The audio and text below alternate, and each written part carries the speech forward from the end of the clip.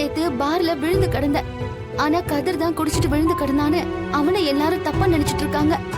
அது தெரியுமா உனக்கு? நீ தான் குடிச்சிட்டு விழுந்து கிடந்தன்னு தெரிஞ்சிருந்தா கண்டிப்பா பெரியப்பா உன்னை வீட்டை விட்டு அனுப்பியிருப்பாரு. நீ இப்படி பணம் இல்லையேன்னு புலம்பிக்கிட்டே சுத்திட்டு இருக்க போறியா? அதனாலதான் நான் என் அப்பா கிட்ட கேட்டு பணம் வாங்கி கொடுத்தேன். இங்க பாரு, நான் உங்ககிட்ட என் கடன் அடைக்க பணம் கேட்டேனா எனக்கு யாரோட பணமும் தேவையில்லை.